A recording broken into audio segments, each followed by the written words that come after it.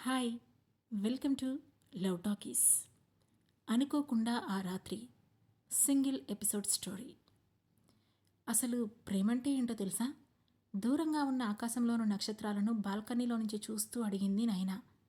It is just a stupid word using by every one to sleep with someone. చేతిలో ఉన్న వైన్ను SIP చేస్తూ నిర్లక్ష్యంగా చెప్పింది రుద్ర. కాదే, ప్రేమంటే ఒక్క రాత్రి ఒకటితో గడిపితే సరిపోయే అనుభూతి కాదు.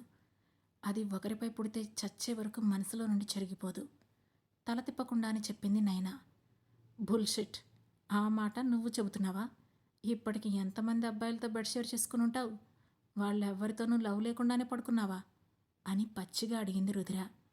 ఆ మాటకు నైన కోపం తెచ్చుకోకుండా చిన్నగా నవ్వి వచ్చి రుద్ర పక్కనే కూర్చొని, ఎస్, నేను చాలామంది మగాళ్లతో బెడ్ షేర్ చేసుకున్నాను, కానీ వాళ్ళలో ఒక్కడిని కూడా లవ్ చేయలేదు. That is just for a biological need అని సింపుల్గా చెప్పింది. అంటే బయలాజికల్ నీడ్ తీర్చుకోవడానికి లవ్ లేకుండానే వాళ్ళతో ఉంటున్నావా? ఆమె వైపు అసహ్యంగా చూస్తూ అడిగింది రుద్ర. సరే, నిన్నొక్క మాట అడుగుతా, నిజం చెబుతావా? స్మూత్గా అడిగింది నైనా. Why not? నీకెప్పుడైనా అబద్ధం చెప్పానా? తిరిగి ప్రశ్నిస్తూ అంది రుద్ర. 5 ఏళ్ల క్రితం నీ ఇష్టం లేకుండా ఒకడు నీ శరీరాన్ని వాడుకున్నాడని ఇంతవరకు నువ్వు ఏ మగాడిని దగ్గరకు రానివ్వలేదు. అలా అని నీతో ఉన్న ఆ వ్యక్తిని ఇంతవరకు మర్చిపోలేదు. ఎందుకు అని అడిగింది నైనా. ఆ మాట వినగానే రుధిర ముఖం కోపంగా మారిపోయింది. 5 ఏళ్ల క్రితం జరిగిన ఆ సంఘటన ఆమె కళ్ళ ముందు మెదిలింది. దాంతో ఒక్కసారిగా చేతిలో ఉన్న వైన్ గ్లాసును విసిరికొట్టి పైకి లేచి, నువ్వు మళ్ళీ మళ్ళీ దాని గురించే మాట్లాడుతున్నావు. ఎన్నిసార్లు చెప్పాను నీకు ఆ ఇన్సిడెంట్ గురించి నాతో మాట్లాడొద్దని? ఐ హేట్ యూ నైనా అని ఆవేశంగా అరిచి అక్కడి నుండి లోపలికి నడిచింది రుధిర. నువ్వు నాపై అరిచి నీ నుండి నువ్వు తప్పించుకొని పారిపోతున్నావు రుధిర. ఒక్కసారి ధైర్యంగా నిలబడి ఆ ప్రశ్నకు సమాధానం చెప్పు. ఆ రోజు నీ మనసుకి ఈ బాధ తప్పుతుంది అని వెనక నుండి అరుస్తూ చెప్పింది నైనా. జస్ట్ స్టాప్ ఇట్ నైనా అని గట్టిగా అరిచి గదిలోకి వెళ్ళి డోర్ క్లోజ్ చేసుకుంది రుధిర. ఆమె కోపాన్ని చూసి చిన్నగా నవ్వుకొని బాల్కనీలో పగిన వైన్ గ్లాసును అక్కడ చిందిన వైన్ను క్లీన్ చేసింది నైనా. ఇంతలో, డార్లింగ్, ఈరోజు ఫ్రీగానే ఉన్నావా అంటూ నీరజ్ దగ్గర నుండి మెసేజ్ రావడంతో, ఎస్ బేబీ, ఫ్రీనే అని రిప్లై ఇచ్చింది నైనా. అయితే ఈ నైట్ రూమ్కి వచ్చాయి. నా ఫ్రెండ్ గాడు ఊరెళ్ళాడు. రూమ్లో ఒక్కడనే ఉన్నా. ఇద్దరం ఎంజాయ్ చేద్దాం అని అడిగాడు Neeraj. Okay, coming.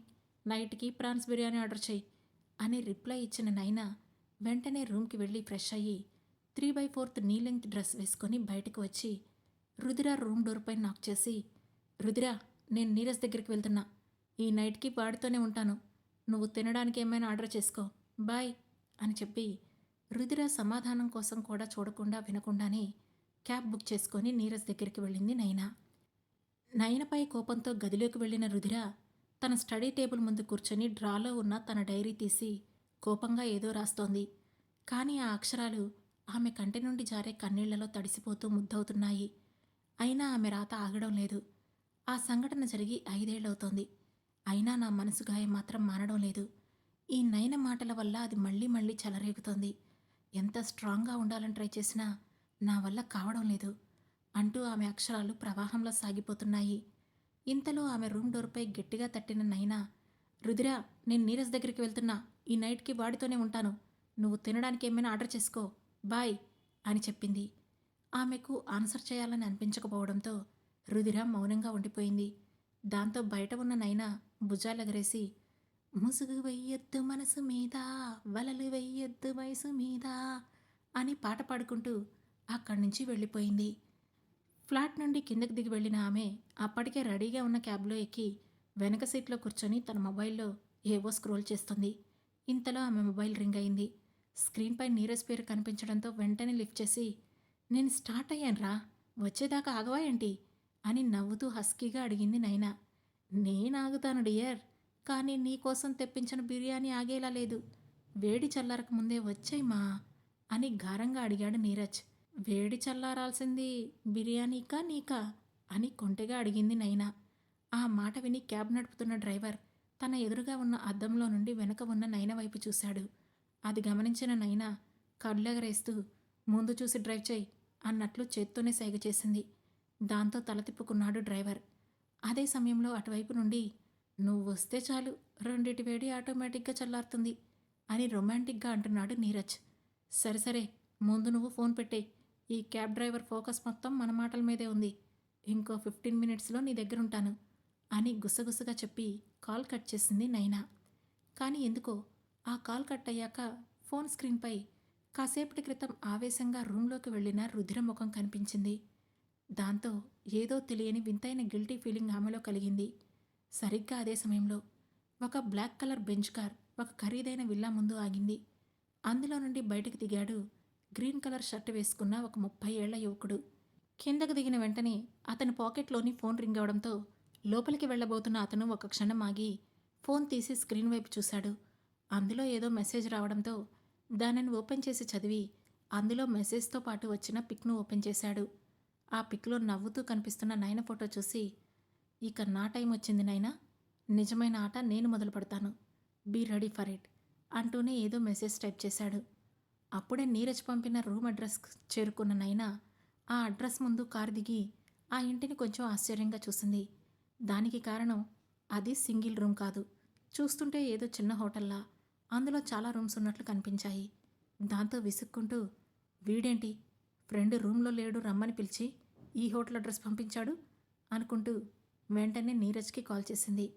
ఒక్కరింకే call lift చేసిన నీరజ్, హే బేబీ వచ్చేసావా, ఇంకా ఎంతసేపు అని అడిగాడు. నీరజ్, నువ్వు షేర్ చేసిన లొకేషన్కి వచ్చాను, కానీ నువ్వేమో రూమ్ అని చెప్పావు, ఇదేదో హోటల్లో ఉందేంటి అని విసుగ్గా అడిగింది నైనా. ఓ అదే, యాక్చువల్లీ మా ఫ్రెండ్ గాడు నేను కలిసి ఒక నెల రోజులు ఇక్కడే ఉండడానికి రూమ్ తీసుకున్నాం. హోటల్ ఓనర్ ఫ్రెండ్కి తెలిసిన వాడేలే, కొంచెం తక్కువలో మంచి రూమ్ దొరికింది, అందుకే ఇక్కడే సెటిల్ అయ్యాం. అయినా నీకేం ప్రాబ్లం ఉండదులే, డైరెక్ట్గా రూమ్కి వచ్చేసాయి, నెంబర్ వాట్సాప్లో పెట్టాను చూడు అని అన్నాడు నీరజ్. ఈ మాట నువ్వు ముందు చెప్పాలి కదా, ఇలా హోటల్స్ అంటే నాకు కొంచెం అన్కంఫర్ట్గా ఉంటుంది అని చిరాకు పడుతూ అంది నైనా. డోంట్ వరీ నైనా, నేనున్నాను కదా, నీకే ప్రాబ్లం ఉండదు, మెహూనా తుమ్మావోనా అని సింపుల్గా అన్నాడు నీరజ్. దాంతో ఇక చేసేదేమీ లేక కాల్ కట్ చేసి లోపలికి వెళ్ళబోయింది. కానీ ఇంతలో తన ఫోన్లో మెసేజ్ టోన్ టింగుమని మోగడంతో వెంటనే ఫోన్ వైపు చూసింది నైనా. స్క్రీన్పై ఏదో అన్నోన్ నెంబర్ నుండి మెసేజ్ పాపప్ అవడంతో కొంచెం నుదురు చిట్లిస్తూ మెసేజ్ ఓపెన్ చేసింది నైనా. అందులో, ఈ రాత్రి అక్కడికి వెళ్ళొద్దు, అనవసరంగా చిక్కుల్లో పడతావు, వెంటనే వెనక్కి వెళ్ళు అని కనిపించింది. అది చూసి నయన కళ్ళు ఆశ్చర్యంతో పెద్దవయ్యాయి. ఒక్కసారిగా ఎందుకో గుండె వేగంగా కొట్టుకుంది. అసలు నేను ఇక్కడున్నట్లు ఎవరికి తెలుసు, ఈ మెసేజ్ ఎవరు పంపించారు అనుకుంటూ కంగారుగా చుట్టూ చూసింది. అప్పటిదాకా రోడ్డుకి అవతల వైపు నిలబడి ఆమెనే గమనిస్తున్న ఒక వ్యక్తి వెంటనే పక్కకు తప్పుకున్నాడు. కానీ ఈలోగానే అతన్ని చూసిన నైనా, నిజంగానే అక్కడ ఎవరైనా ఉన్నారా, లేదంటే నా భ్రమ అనుకుంటూ మళ్ళీ కళ్ళు చిట్లించి రోడ్డుకి అవతల వైపుకి చూసింది. కానీ ఈసారి అక్కడెవరో కనిపించలేదు. దాంతో అక్కడెవరూ లేరు, నేనే అనవసరంగా భయపడ్డాను. కానీ ఈ మెసేజ్ ఎవరు చేసుంటారు, ఎందుకైనా మంచిది నా లొకేషన్ను రుదిరికి షేర్ చేస్తాను అని అనుకొని వెంటనే తన లొకేషన్ను రుదిరకు వాట్సాప్ చేసి హోటల్లో నీరజ్ చెప్పిన రూమ్కి వెళ్ళి డోర్ బెల్ కొట్టింది. వెంటనే డోర్ ఓపెన్ చేసిన నీరజ్ ఎదురుగా బ్లాక్ కలర్ మోడర్న్ డ్రెస్లో నుంచొని ఉన్న నైనను పైనుండి కింది వరకు చూస్తూ, వావ్ హాటీ, కమాన్ బేబీ అంటూ కళ్ళతోనే ఆమెను తినేస్తూ లోపలికి ఇన్వైట్ చేశాడు. నవ్వుతూ లోపలికి అడుగుపెట్టింది నైనా. వెంటనే బిర్యానీ వాసన గుప్పుమంది. దాంతోపాటే బ్లూటూత్ స్పీకర్లో నుండి చిన్నగా వస్తున్న స్లో మ్యూజిక్. అలాగే హాల్ మధ్యలో ఉన్న టేబుల్ మీద వోడ్కా బాటిల్ కూడా పెట్టుంది. దాంతో ఆ రూమును చుట్టూ చూస్తూ, పర్వాలేదు, బ్యాచిలర్స్ రూమ్ అయినా కొంచెం నీట్గానే ఉంది అని అంది నైనా. బ్యాచిలర్స్మే కానీ మేమేమీ స్టూడెంట్స్ని కాదు కదా, ఇద్దరం ఏదో ఒక జాబ్ చేస్తున్నాం, సో కాస్త సెల్ఫ్ డిసిప్లిన్ ఉందిలే, అందుకే రూమ్ నీట్గా ఉంది నవ్వుతూ చెప్పాడు నీరజ్. ఆ మాటకు ఒక్కసారిగా పెద్దగా నవ్వి, ఏంటి సెల్ఫ్ డిసిప్లినా నీకా, అది ఉంటే నువ్వు నన్ను రూమ్కి ఎందుకు రమ్మంటావు అని అడిగింది. దాంతో ఒక్కసారిగా నీరజ్ ఆగిపోయి, అంటే నీ ఉద్దేశం ఏంటి, ఆడపిల్లతో ఎంజాయ్ చేస్తే సెల్ఫ్ డిసిప్లిన్ లేనట్లా అని అడిగాడు. ఆ ప్రశ్నకు నయన కూడా ఒక క్షణం ఆగిపోయింది. దానికి కారణం కాసేపటి క్రితం అలాంటి ప్రశ్నే తాను రుదిరను అడిగింది. ఎక్కువ మంది మగాళ్లతో బెడ్ షేర్ చేసుకున్నంత మాత్రాన అందరితో లవ్ ఉన్నట్లా అని. అందుకే ఇప్పుడు నీరజ్ అడిగిన ప్రశ్నలో కూడా ఆమెకు తప్పులేదని అనిపించడంతో వెంటనే సారీ అని చెప్పింది నైనా.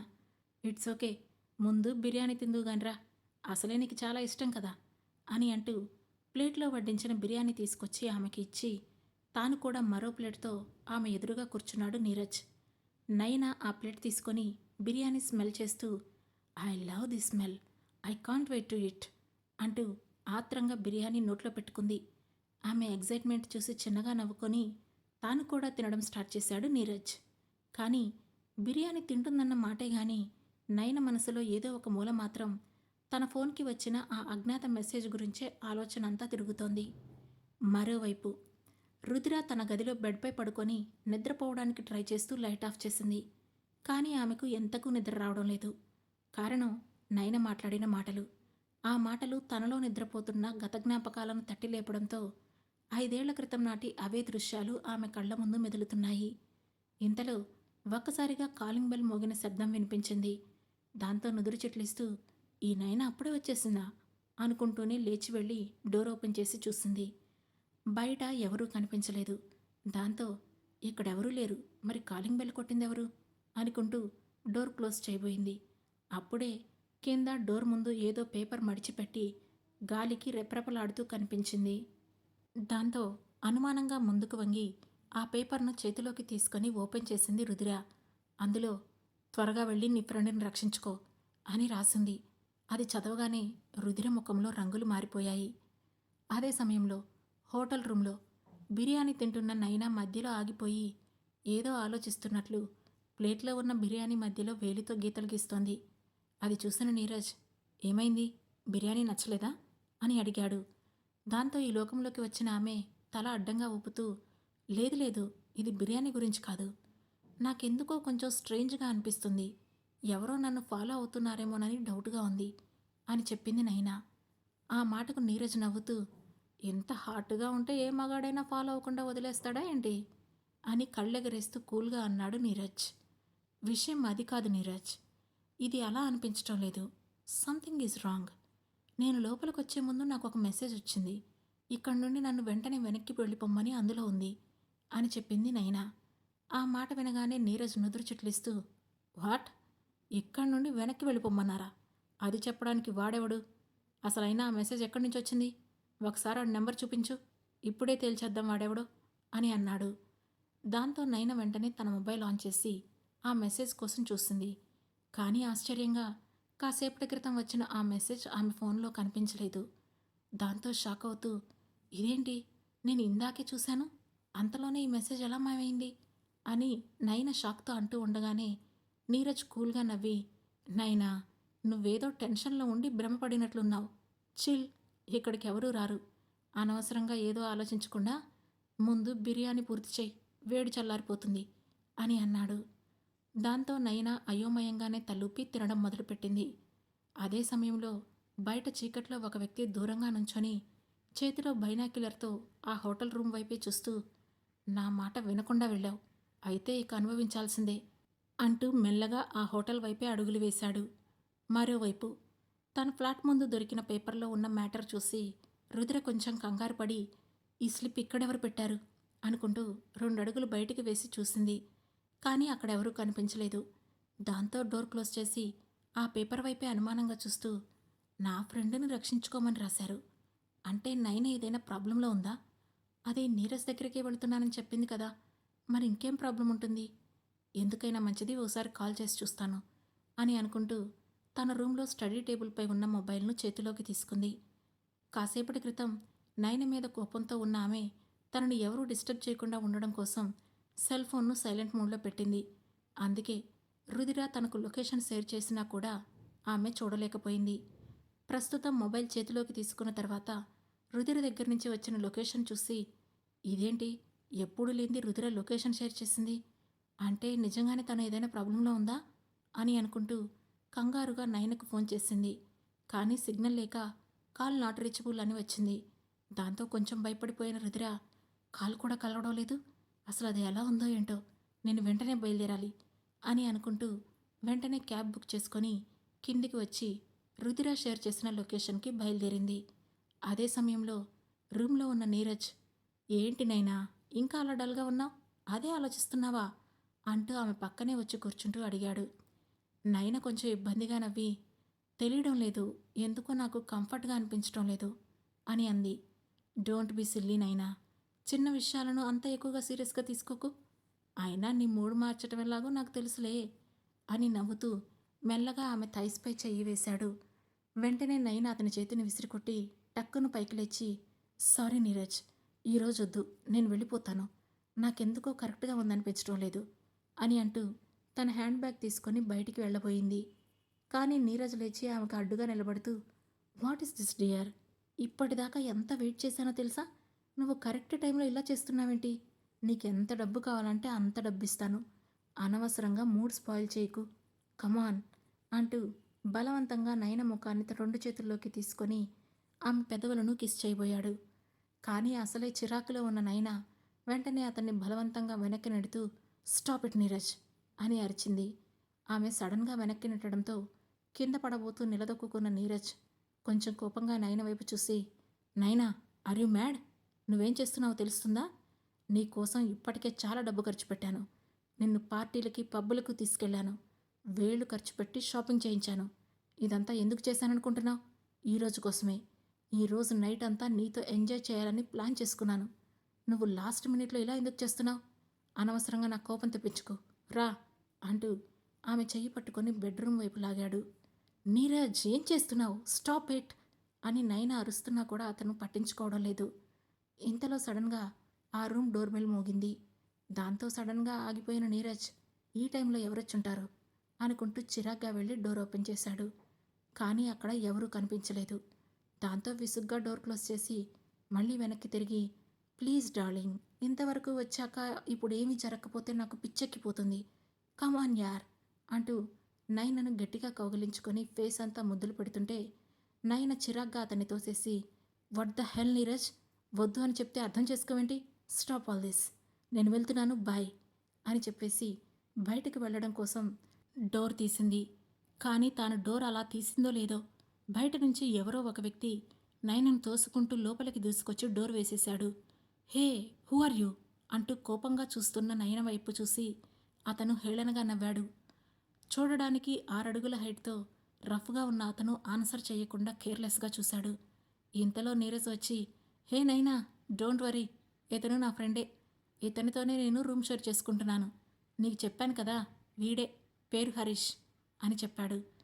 వెంటనే నైనా చిరాగ్గా ముఖం పెట్టి, మీ ఫ్రెండ్ అయితే ఏంటి, ఇలా పర్మిషన్ లేకుండా నేను ఉండగానే లోపలికి రావచ్చా, మేనస్ లేదా, ఎనీవే మీ చావు మీరు చావండి, నాకు అనవసరం, నేను వెళ్తున్నా అంటూ డోర్ వైపు నడుస్తున్న తనను హరీష్ వెనక నుంచి తన నడుము చుట్టూ చెయ్యి వేసి ఒక్క ఉదుటిన వెనక్కి లాగి బెడ్ మీద పడేశాడు.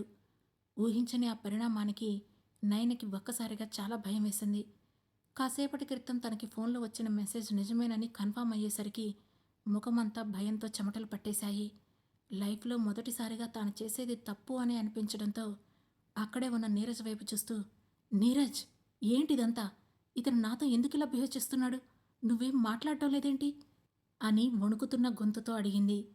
నీరజ్ కన్నింగా నవ్వుతూ, ఏం పర్లేదు నైనా, వీడు నా ఫ్రెండే, ఈరోజు అతనితో బెడ్ షేర్ చేసుకో, వీడు నాకన్నా ఇంకా బాగా సాటిస్ఫై చేస్తాడు నిన్ను అని అన్నాడు.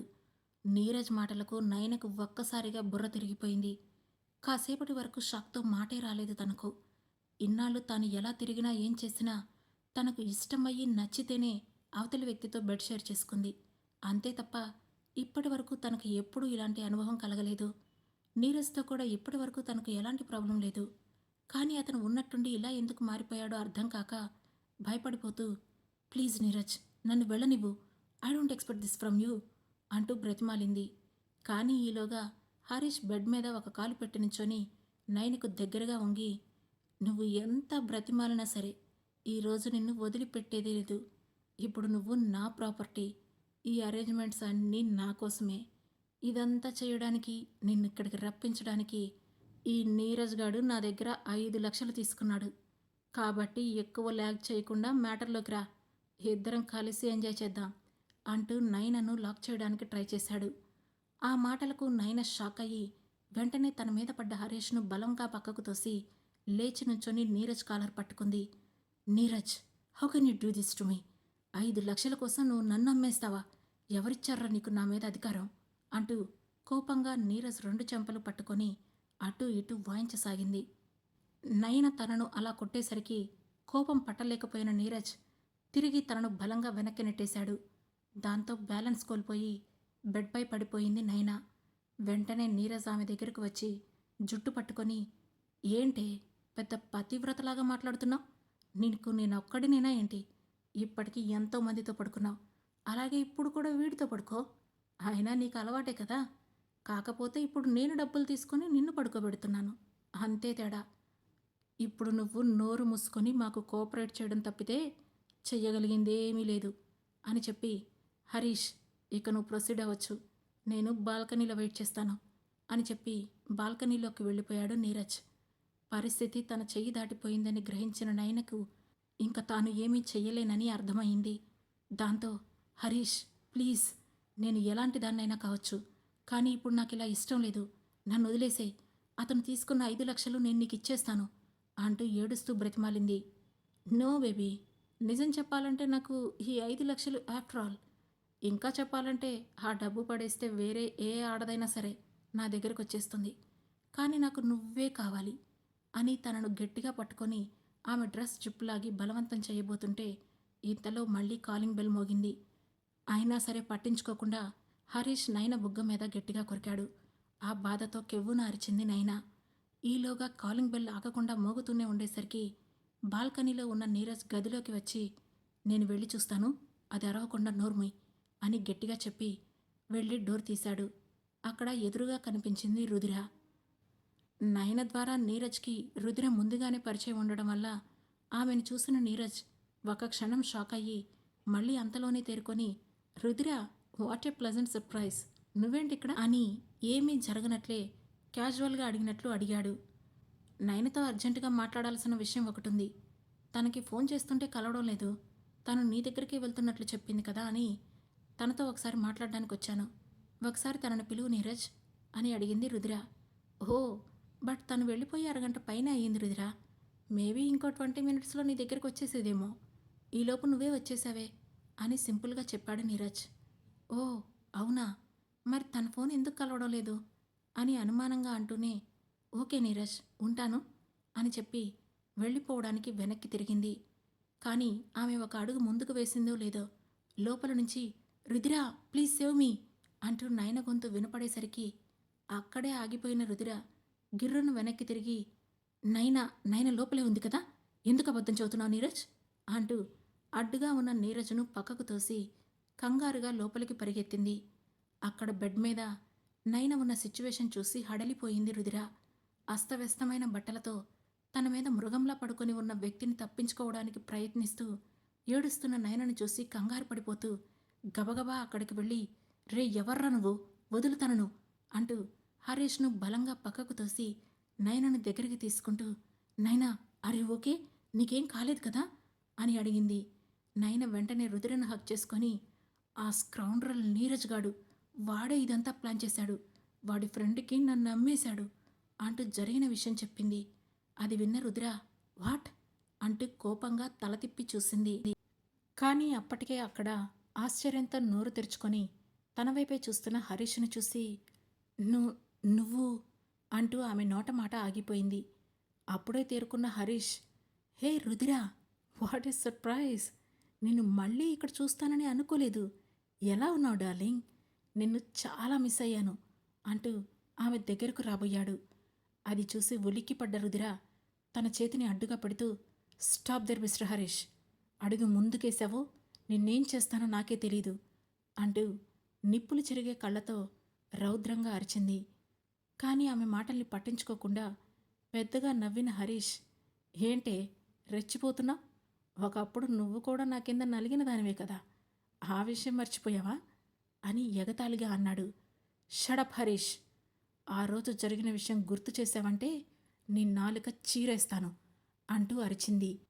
ఆ మాటలు వింటూ ఆశ్చర్యపోయిన నయన, రుధిర ఏం మాట్లాడుతున్నావు అంటే వీడు అని కళ్ళు తుడుచుకుంటూ అనుమానంగా అడిగింది. అవును, వీడే ఆ మృగం, ఇన్నేళ్ల నా డ్రామాకి కారణం, 5 సంవత్సరాల క్రితం చదువు పూర్తి చేసుకొని లోకమంటే ఏంటో తెలియని వయసులో అమాయకంగా ఉండే నన్ను ప్రేమ పేరుతో నమ్మించి నాకు తెలియకుండా కూల్ డ్రింక్లో ఏదో కలిపి నన్ను అనుభవించాడు. ఆ రోజు నుంచి నాకు మనుషుల మీద నమ్మకం పోయింది. వీడి వల్ల రోజు నరకం అనుభవిస్తూ ఇప్పటికీ చచ్చి బ్రతుకుతున్నాను అంటూ ఇంకా ఏదో మాట్లాడబోతున్న రుధిర మాటలకు అడ్డుపడుతూ, ఓ అదే నీ బాధ, కూల్ డ్రింక్ మత్తులో జరిగిందాన్ని నువ్వు ఎంజాయ్ చేయలేకపోయావని బాధపడుతున్నావన్నమాట. ఏం పర్లేదులే, ఇప్పుడు ఎంజాయ్ చేద్దారా అని. రే నీరజ్, నువ్వు ఈ రోజుకి నీ గర్ల్ ఫ్రెండ్ని తీసుకొని పక్కకు పోరా, ఇప్పుడు నా మాజీ గర్ల్ ఫ్రెండ్ కోరిక తీర్చాలి అనేసరికి నీరజ్ వచ్చి రుధిర చేతుల్లో నుండి నైనను పక్కకు లాగాడు. ఈలోగా రుధిర దగ్గరికి వచ్చిన హరీష్, కమాన్ డార్లింగ్ అంటూ రుధిర చెయ్యి పట్టుకుపోతుంటే లాగిపట్టి అతని చెంప మీద ఒక్కటిచ్చింది రుధిర. దాంతో కోపంగా కళ్ళెర్ర చేస్తూ, ఎంత ధైర్యమే నీకు, నన్నే కొడతావా అని తిరిగి తన చెంప మీద కొట్టి రుధిర డ్రెస్ మీద ఉన్న చున్నీ లాగి పడేశాడు హరీష్. సరిగ్గా అప్పుడే ఒక్కసారిగా డోర్ బద్దలు కొట్టుకుంటూ 4 కానిస్టేబుల్స్తో సహా లోపలికి వచ్చాడు ఏసీపీ విక్రమ్ కృష్ణ. వాళ్ళని చూసిన నీరజ్ కొంచెం భయపడుతూ వెనక్కి తగ్గాడు. కానీ హరీష్ మాత్రం వాళ్ళని చిరాగ్గా చూసి, హలో, వాట్ ఈస్ దిస్, మా పర్మిషన్ లేకుండా మా పర్సనల్ రూమ్లోకి రావడానికి మీకు అధికారం ఎవరిచ్చారు అని అడిగాడు. వాట్, ఈ హోటల్ రూమ్ నీ పర్సనల్ రూమ్నా అని అతని వైపు సూటిగా చూస్తూ అడిగాడు విక్రమ్. ఎస్, ఇది నా పర్సనల్ రూమ్ అండ్ వీళ్ళిద్దరూ మా పర్సనల్. ఇంకా చెప్పాలంటే మేము 4 మేజర్స్. మా ఇష్ట ప్రకారమే మేము ఇక్కడ రూమ్లో టైం స్పెండ్ చేస్తున్నాం. ఇంకా దీని గురించి ఏదైనా మాట్లాడాలనుకుంటే మా వాళ్ళు మీకు కాల్ చేస్తారు అని పొగరుగా అన్నాడు హరీష్.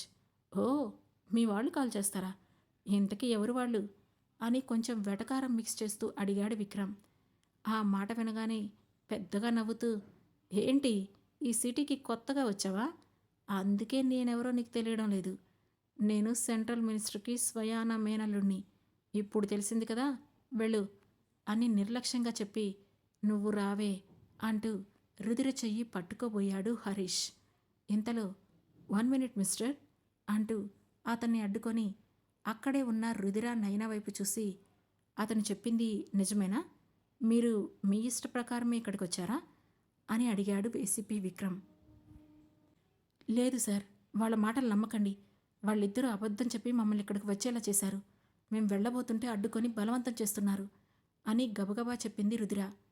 ఈ విషయం మీరు స్టేషన్కి వచ్చి కంప్లైంట్ ఇస్తారా అని అడిగాడు విక్రమ్. ఇద్దరూ ఇస్తామన్నట్లు తల ఊపారు. అది చూసి, ఏయ్ మిమ్మల్ని అంటూ కోపంగా రుధిరపైకి రాబోయాడు హరీష్. వెంటనే విక్రమ్ అతనికి అడ్డుగా వెళ్ళి, ఇంకొక అడుగు ముందుకు వేసే ధైర్యం చేయకండి మిస్టర్ అని వార్నింగ్ టోన్లో అన్నాడు. హే, నువ్వేంటి ఓవర్ యాక్షన్ చేస్తున్నావు? అవును, వాళ్ళను బలవంతంగానే తీసుకొచ్చాం, అయితే ఏంటిప్పుడు అని పొగరుగా అడిగాడు హరీష్. కానీ ఈసారి అతని మాట పూర్తవ్వకుండానే అతని చెంప పగలగొట్టాడు విక్రమ్. ఊహించని ఆ సంఘటనకు బిత్తరపోయిన హరీష్, నన్ను నన్ను కొడతావా? నీకెంత ధైర్యం? ఇక నీ పని అయిపోయింది, నేనెవరో చూపిస్తాను అంటూ ఫోన్ తీసి ఎవరికో కాల్ చేయబోయాడు. అది చూసి తన కానిస్టేబుల్కి సైగ చేశాడు విక్రమ్. దాంతో వెంటనే అతని చేతుల్లో నుండి ఫోన్ లాక్కున్నాడు కానిస్టేబుల్. మీరు వీళ్ళిద్దరిని అరెస్ట్ చేసి స్టేషన్కి తీసుకువెళ్ళండి, నేను స్టేషన్లో కలుస్తాను అంటూ వాళ్లకు ఆర్డర్ వేశాడు విక్రమ్. ఓకే సార్ అంటూ నీరజ్ హరీష్ ఇద్దరిని వెంటనే అరెస్ట్ చేసి అక్కడి నుండి తీసుకెళ్లారు కానిస్టేబుల్స్. వాళ్ళందరినీ అక్కడి నుండి పంపేసి, మిమ్మల్ని మీ ఇంట్లో డ్రాప్ చేస్తాను పదండి అని నయన రుధిర వైపు చూసి చెప్పాడు విక్రమ్. మరి కంప్లైంట్ అని అడిగింది రుధిర. ఈ టైంలో మీరు స్టేషన్కి రావాల్సిన అవసరం లేదు, ముందు మీరు ఇంటికి వెళ్ళండి, రేపు ఉదయం స్టేషన్కి వచ్చి కంప్లైంట్ ఇవ్వచ్చు అని చెప్పాడు. దాంతో వాళ్ళు సరే అని ఒప్పుకోవడంతో రుధిర నయన ఇద్దరిని తనతో తీసుకెళ్ళి వాళ్ళ ఇంట్లో డ్రాప్ చేశాడు విక్రమ్. టేక్ కేర్, జాగ్రత్తగా వెళ్ళండి అని చెప్పి బయలుదేరి వెళ్ళిపోబోతున్న అతనితో, సార్ మీ పేరేంటి అని అడిగింది నయన. నా పేరు విక్రమ్ కృష్ణ, ఈ ఏరియాకి కొత్తగా వచ్చిన ఏసీపీని అని చెప్పాడు Vikram. Oh, thank you very much Vikram Krishna garu, మీరు చేసిన సహాయం ఈ జన్మలో మర్చిపోలేము అని కృతజ్ఞతలు చెప్పింది రుధిర. ఒక పోలీస్ ఆఫీసర్గా నా డ్యూటీ నేను చేశాను. కానీ ఒక ప్రశ్న అడగొచ్చా అని అడిగాడు విక్రమ్. అడగండి సార్ అంది నైనా. ఇంతకీ మీ ఇద్దరు ఈ టైంలో అక్కడికెందుకు వెళ్ళారు అని అడిగాడు విక్రమ్. ఆ ప్రశ్నకు రుద్ర ఏం మాట్లాడలేదు. దాంతో నయన కలుగజేసుకొని, సార్ మీరు అడిగిన ప్రశ్నకు మేము తప్పకుండా ఆన్సర్ చేస్తాం. బట్ ఇలా రోడ్డు మీద కాదు, మీరు లోపలికి వచ్చి కూర్చోండి అని పిలిచింది. దాంతో సరే అన్నట్లు చిన్నగా తలూపి వాళ్ళతో పాటు లోపలికి వెళ్ళాడు విక్రమ్. కూర్చోండి అంటూ సోఫా చూపించింది రుద్ర. ఆ తర్వాత ఆ ఇద్దరు కూడా అతనికి ఎదురుగా ఉన్న సోఫా చైర్స్లో కూర్చున్నారు.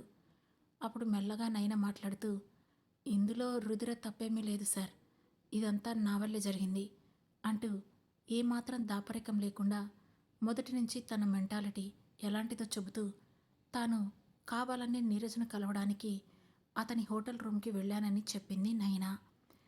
అంతా విన్న విక్రమ్ చిన్నగా తలూపి, ఓకే, కానీ అక్కడికి వెళ్ళొద్దని మిమ్మల్ని ఎవరూ హెచ్చరించలేదా అని అడిగాడు. ఆ ప్రశ్నకు విక్రమ్ వైపు ఆశ్చర్యంగా చూస్తూ, నిజమే, అక్కడ క్యాబ్ దిగగానే నా ఫోన్కి ఒక మెసేజ్ వచ్చింది. నువ్వు వెంటనే వెనక్కి తిరిగి వెళ్ళిపో, లేదంటే డేంజర్లో పడతావని అందులో ఉంది. కానీ నేను దానిని లెక్క చేయకుండానే లోపలికి వెళ్ళిపోయాను. బట్ అదంతా మీకెలా తెలుసు అని ఆశ్చర్యంగా అడిగింది నైనా. ఎందుకంటే నీకు ఆ మెసేజ్ పంపింది నేనే కాబట్టి అని కూల్గా చెప్పాడు విక్రమ్ కృష్ణ. ఆ మాట విని నయన రుధిర ఇద్దరూ ఒక్కసారిగా షాక్తో ఆశ్చర్యపోతూ ఒకరి ముఖం ఒకరు చూసుకున్నారు. అంతలోనే తేరుకున్న రుధిర కొంచెం కోపంగా, మరి మీకు ఇలా జరుగుతుందని ముందే తెలిస్తే ముందుగానే తనని ఎందుకు ఆపలేదు సార్? అయినా మా నయన ఫోన్ నెంబర్ మీకెలా తెలిసింది అని అడిగింది రుధిర. ఆ మాటకు చిన్నగా నవ్వి, నయనకు మెసేజ్ పెట్టడమే కాదు, మీ రూమ్ ముందు మీ ఫ్రెండ్ని రక్షించుకో అని నోట్ పెట్టింది కూడా నేనే అంటూ ఇంకో షాక్ ఇచ్చాడు ఆ ఫ్రెండ్స్ ఇద్దరికి. అది విని మరికొంచెం షాక్ అవుతూ, this is too much sir. ఒక పోలీస్ ఆఫీసర్గా జరగబోయే ప్రమాదం మీరు ముందుగా కనిపెట్టినా కూడా చివరి నిమిషం వరకు మమ్మల్ని కాపాడటానికి రాలేదు. అసలు మీరిలా ఎందుకు చేశారో కారణం తెలుసుకోవచ్చా అని కోపంగానే అడిగింది రుధిర. ఆమె కోపాన్ని సీరియస్గా తీసుకోకుండా, తప్పకుండా చెబుతాను మిస్ రుధిర, కానీ అంతకన్నా ముందు మీరు మరో విషయం తెలుసుకోవాలి అని అన్నాడు విక్రమ్. ఏంటి సార్ అది అని ఆతృతగా అడిగింది నైనా. ఆ ప్రశ్నకు రుధిర వైపు చూస్తూ, మీరు నాకు 5 సంవత్సరాల క్రిందటే తెలుసు అని చెప్పాడు. ఏంటి, మేమిద్దరం మీకు 5 ఇయర్స్ బ్యాక్ నుంచే తెలుసా? ఎలా సార్ అని నయన ఆశ్చర్యంగా ప్రశ్నించింది. మీరు కాదు మిస్ నైనా, నేను మీ ఫ్రెండ్ రుధిర గురించి మాట్లాడుతున్నాను. నాకు మీ ఫ్రెండ్ రుధిర 5 సంవత్సరాల క్రితం నుండే తెలుసు అని చెప్పాడు విక్రమ్. నేనా? నేను మీకెలా తెలుసు అని అయోమయంగా అడిగింది రుధిర. 5 ఇయర్స్ బ్యాక్ మీరు ఈ హరీష్ చేతిలో మోసపోయిన రోజు నేను మిమ్మల్ని చూశాను. అప్పటికి 2 నెలల క్రిందటే నేను సిఐగా జాబ్లో జాయిన్ అయ్యాను. ఒకరోజు సాయంత్రం 8 గంటల సమయంలో ఒక పబ్ ముందు ఆగి ఏదో ఫోన్ వస్తే మాట్లాడుతున్నాను. అదే టైంలో ఈ హరీష్ నిన్ను భుజం చుట్టూ చెయ్యి వేసి పట్టుకొని పబ్ నుండి బయటికి రావడం చూశాను. ఎందుకో ఆ సీన్ చూడగానే నాకు కరెక్ట్గా ఉందని అనిపించలేదు. అప్పటికే నువ్వు పూర్తి స్పృహలో కూడా లేవు. కానీ అతను మాత్రం నిన్ను కారులో కూర్చోబెట్టుకొని కారు ముందుకు పోనిచ్చేసరికి అనుమానంతో నేను నా బైక్ మీద ఆ కార్ని ఫాలో అవ్వడం మొదలుపెట్టాను. బట్ కొంచెం దూరం వెళ్ళాక మధ్యలో ట్రాఫిక్ సిగ్నల్ దగ్గర ఆ కారు మిస్ అయిపోయింది. సిగ్నల్స్ క్లియర్ అయ్యాక నేను ముందుకు వెళ్ళి చూస్తే ఆ కారు నాకు కనిపించలేదు. ఆ కారు ఎటువైపు అయితే టర్న్ తిరిగిందో అటు వెళ్ళి రోడ్డు మీద వాళ్ళని ఎంక్వైరీ చేసుకుంటూ కొంచెం ముందుకు వెళ్ళేసరికి ఊరి చివర ఉన్న ఒక బంగ్లా ముందు ఆ కారు కనిపించింది.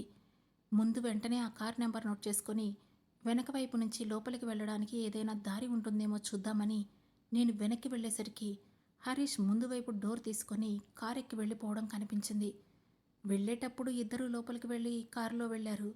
ఇప్పుడు ఒక్కడే కారులో వెళ్ళిపోవడం చూసి నాకు అనుమానం వచ్చింది. దాంతో గబగబా ఆ ఇంట్లోకి వచ్చి చూశాను. అక్కడ అస్తవ్యస్తమైన బట్టలతో నువ్వు బెడ్పై మత్తుగా పడి ఉన్నావు. అక్కడ సీన్ చూడగానే అక్కడేం జరిగి ఉంటుందో నాకు అర్థమైపోయింది.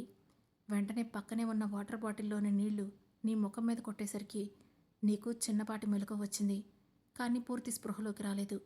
ఆ పరిస్థితుల్లోనే నీ ఇంటి అడ్రస్ తెలుసుకొని ఆ రోజు మిమ్మల్ని ఇంటి దగ్గర దింపాను అని చెప్పాడు విక్రమ్.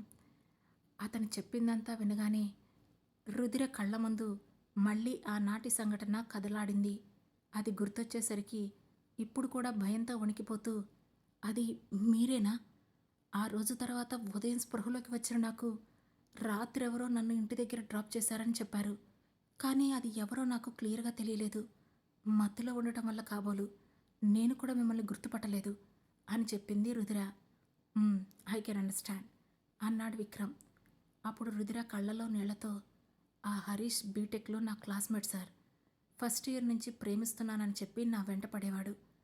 ఫైనల్ ఇయర్ వరకు కూడా నేను అతన్ని పట్టించుకోలేదు. చివరికి లవ్‌లో అతని సిన్సియారిటీ చూసి ఫైనల్ ఇయర్‌లో ఫస్ట్ టైం ఎగ్జామ్స్ అయిపోయాక అతని లవ్‌ని యాక్సెప్ట్ చేశాను. కానీ అతనితో నేను ఎక్కడికి సినిమాలకి కానీ, షికార్లకి కానీ తిరగలేదు సార్. అతను ఎప్పుడూ నన్ను అడిగేవాడు. కానీ నేను ఎప్పుడూ ఒప్పుకునేదాన్ని కాదు. ఏదైనా సరే పెళ్ళైన తర్వాతే అని చెప్పేదాన్ని. బట్ ఆ రోజు ఫైనల్ ఇయర్ ఎగ్జామ్స్‌కి లాస్ట్ రోజు మళ్ళీ ఎప్పటికి కలుస్తామో ఏమో, ఒక్కసారి పబ్‌కి వెళ్దాం రమ్మని తను చాలా బతిమాలాడాడు. నేను కూడా అతన్ని మనస్ఫూర్తిగా ప్రేమించటం వల్ల అతను అంతగా బ్రతిమాలేసరికి కాదనలేక అతనితో పాటు పబ్‌కి వెళ్ళాను. అక్కడ అతను నన్ను బీరు తాగమని బలవంతం చేసినా కూడా నేను తాగలేదు. జస్ట్ కూల్ డ్రింక్ మాత్రమే తీసుకున్నాను. కానీ అది తీసుకున్న దగ్గర నుంచి తల తిరుగుతున్నట్లు అనిపిస్తూ ఉంటే ఇంటికి వెళ్ళిపోదామని నేను గొడవ చేశాను. దాంతో సరేనని నన్ను బయటకు తీసుకువచ్చాడు. ఆ తర్వాత ఆ తర్వాత వాడు నా జీవితాన్ని నాశనం చేసేశాడు. నా పేరెంట్స్ జరిగిందంతా తెలుసుకొని చాలా బాధపడ్డారు. ఆ తర్వాత హరీష్ కోసం ఊరంతా వెతికారు. కానీ అతను కనపడకపోయేసరికి నేను మోసపోయానని నాకు అర్థమయ్యింది. ఇక ఆ ఊళ్ళో ఉండలేక కొన్ని రోజులకి ఎవరికి చెప్పకుండా మేము ఆ ఊరు వదిలేసి ఈ ఊరొచ్చి ఇక ఇక్కడే ఉండిపోయాం. ఇక్కడ జాబ్ చేసుకుంటూ అమ్మా నాన్నను చూసుకుంటూ ఉండిపోయిన నాకు 2 ఏళ్ల కిందటే ఆ దేవుడు మా అమ్మా నాన్నలను కూడా తీసుకెళ్ళిపోయి దూరం చేసేశాడు. ఇక అప్పటినుంచి ఆఫీస్లో నా కొలీగ్ కమ్ బెస్ట్ ఫ్రెండ్ అయిన నయనతో కలిసి ఇదే ఇంట్లో ఉంటున్నాను అని తన గురించి మొత్తం చెప్పేసింది రుధిర. అంతా విన్న విక్రమ్ చిన్నగా తలూపి, థ్యాంక్ యూ మిస్ రుధిర, అడగగానే మీ గురించి అన్ని నిజాలు చెప్పినందుకు అని అన్నాడు. ఇంతలోనైనా, కానీ సార్ నాకు డౌట్, మీకు ఇదంతా జరుగుతుందని ముందే ఎలా తెలిసింది? మీరు అంత కరెక్ట్ టైంకి అక్కడికి ఎలా వచ్చారు అని అడిగింది. చెప్తాను. ఆ రోజు 5 ఏళ్ల క్రితం నేను రుధిరను కాపాడలేకపోయినందుకు చాలా గిల్టీగా ఫీల్ అయ్యాను.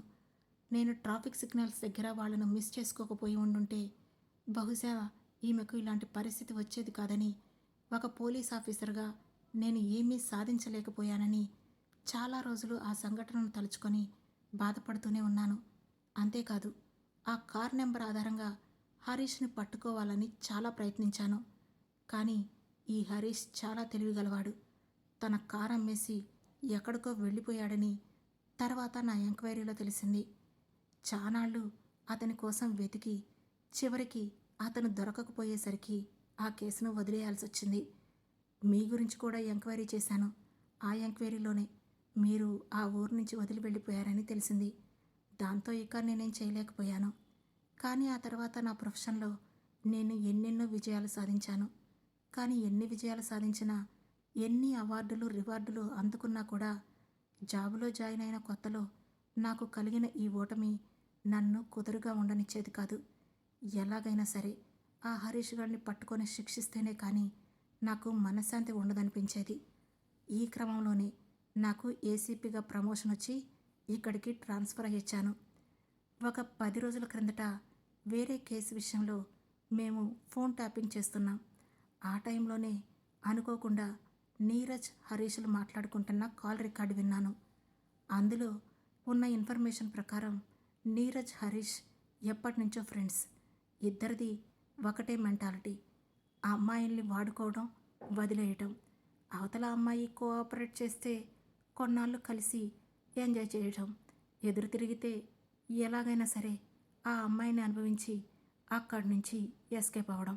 ఇది వీళ్ళ నేర చరిత్ర. ఆ రోజు ఫోన్లో వాళ్ళిద్దరూ నయన అనే అమ్మాయి గురించి మాట్లాడుకుంటూ ఉన్నారు.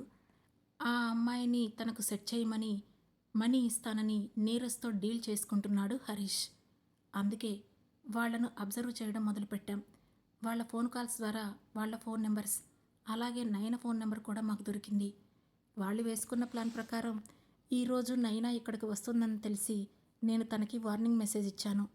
కానీ తను పట్టించుకోకుండా లోపలికి వెళ్ళిపోయింది. దాంతో వెంటనే నేను నా టెక్నాలజీ పవర్స్ ఉపయోగించి తన ఫోన్లో ఆ మెసేజ్ లేకుండా చేశాను.